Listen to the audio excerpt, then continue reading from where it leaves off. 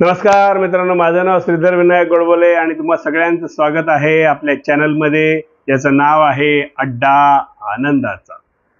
मित्रांनो, अकबराच्या राज्यामध्ये एक ज्ञानबा शेठ म्हणून प्रसिद्ध घोड्यांचा व्यापारी असतो। अरबी घोड्यांचा व्यापार तो करायचा आणि तो बिरबलाचा अतिशय चांगला मित्र असतो। एके दिवशी वृद्धापकाळामुळे ज्ञानबा शेठचं निधन होतं आणि त्यांनी त्याच्या संपत्तीची वाटणी कशी करायची हे व्यवस्थित कागदपत्रामध्ये लिहून ठेवलेलं असतं। त्याप्रमाणे त्याला जी 3 मुलं असतात ती त्याप्रमाणे सर्व संपत्तीची त्या कागदपत्रांप्रमाणे वाटणी करून घेतात। सरतेशेवटी तो घोड्यांचा व्यापारी असल्यामुळे 17 अरबी चांगल्या उत्तम प्रतीचे अरबी घोडे शिल्लक असतात, ज्याची वाटणी करायला त्यांना अडचण येत असते। कारण ज्ञानबा शेठनी जे लिहून ठेवलेलं असतं त्याच्याप्रमाणे सर्व संपत्तीतला 1/2 म्हणजे अर्धा वाटा हा मोठ्या मुलाला, 1/3 वाटा हा मधल्या मुलाला आणि 1/9 वाटा हा धाकट्या मुलाला। आता 17 ही संख्या अशी आहे की ज्याला 2, 3 आणि 9 कशानेच भाग जात नाही। आणि एवढे सुंदर आणि अरबी घोडे कापणं किंवा कापून त्याची वाटणी करणं हे तर शक्यच नसतं। वाद होता होता पुढे जातो आणि ती बातमी बिरबलापर्यंत पोहोचते। बिरबलाचा तो अतिशय चांगला मित्र असल्यामुळे बिरबल त्या 3 मुलांना निरोप पाठवतो की उद्या संध्याकाळी तुमचे जे ते 17 अरबी घोडे आहेत ते तुमच्या हवेली समोरच्या मैदानामध्ये आणा। मी स्वतः तिथे येईन आणि तुमच्या तिघांमध्ये तुमच्या वडिलांच्या इच्छेप्रमाणे आणि माझ्या मित्राच्या इच्छेप्रमाणे वाटणी करून देईन।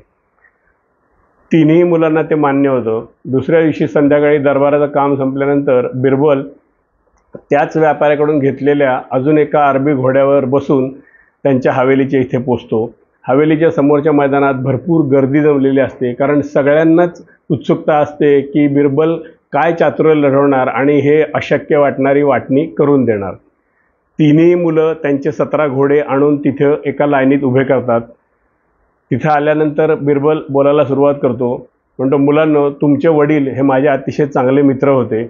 आता त्यांनी हा जो 17 घोड्यांच्या वाटणीचा प्रश्न ठेवलेला आहे, तर त्याच्यामध्ये ते माझे मित्र असल्यामुळे मी माझ्याकडचा जो घोडा आहे त्याची भर घालतो आणि हा माझा घोडा पण त्या लाईनीत नेऊन उभा करतो। ह्याला तुमच्या कोणाची हरकत आहे का? 3ही मुलं थोडा वेळ विचार करतात, नंतर म्हणतात, आपल्याच वाटणीला जास्त भाग येईल, त्यामुळे ह्याच्यावर हरकत घेण्याचा काहीच प्रश्न येत नाही। 3ही मुलं त्याला होकार देतात। बिरबल आपला घोडा 18वा नेऊन त्या लाईनीत उभा करतो आणि मग 3ही मुलांकडे वळून म्हणतो, मोठ्या मुलाला म्हणतो, माझ्या मित्रांनी सांगितल्याप्रमाणे 1/2 जो वाटा आहे तो तुझा आहे, म्हणजे 18चे निम्मे 9 घोडे हे तुझ्या वाटणीला येतात। हे तुला मान्य आहे का? मोठा मुलगा हो म्हणून मान डोलवतो। मधल्या मुलाकडे वळून बिरबल म्हणतो, 1/3 वाटा हा तुझ्या वाटणीला येणार आहे, म्हणजे 18चा 1/3 भाग म्हणजे 6 घोडे तुझ्या वाटणीला येणार आहेत। हे तुला मान्य आहे का? मधला मुलगाही हो म्हणतो। धाकट्या मुलाकडे वळून बिरबल म्हणतो, 1/9 संपत्तीचा वाटा हा तुझ्या वाटणीला येणार आहे, म्हणजे 18चा 1/9 2 घोडे तुझ्या वाटणीला येतात। हे तुला मान्य आहे का? धाकटा मुलगाही हो म्हणतो। मग बिरबल त्यांना म्हणतो, आता तुम्ही तुमच्या वाटणीचे घोडे घेऊन एकेका बाजूला व्हा। 3ही मुलं आपापल्या वाटणीचे घोडे 9, 6 आणि 2 असे घेऊन बाजूला होतात। बिरबलाचा जो 18वा घोडा असतो तो तिथेच शिल्लक राहतो। 3ही मुलं मग बिरबलाला विचारतात की बिरबल महाराज, हा एक घोडा शिल्लक राहिला, हा कोणाच्या वाटणीचा? बिरबल म्हणतो, तो तुमचा नव्हताच, तो माझाच घोडा होता, तो माझ्याच वाटणीत येणार। आणि मग त्या 3ही मुलांकडे वळून म्हणतो की माझ्या मित्राची संपत्ती तर तुम्ही वाटून घेतलीत, पण त्यांनी ह्या कूट प्रश्नामध्ये जी ज्ञानबाची मेख मारून ठेवली होती ती सोडवणे इतकं व्यवहार चातुर्य मात्र तुमच्या कोणाच्याच वाटणीला आलं नाही, याचा मला खूप खेद वाटतो। सर्व मुलं खजील होतात आणि बिरबल घोड्यावर बसून तिथून आपल्या कामाला निघून जातो।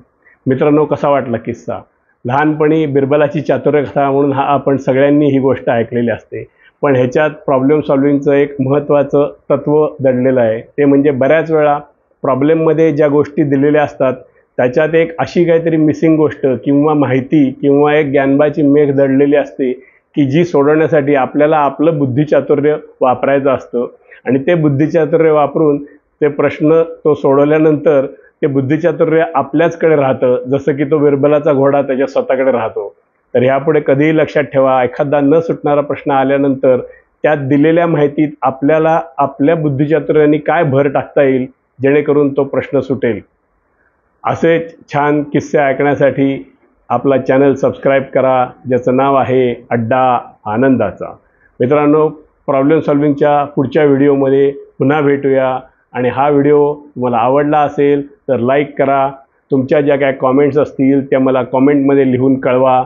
पुढच्या व्हिडिओमध्ये पुन्हा भेटूया. तोपर्यंत काळजी घ्या. गणपती बाप्पा मोरया.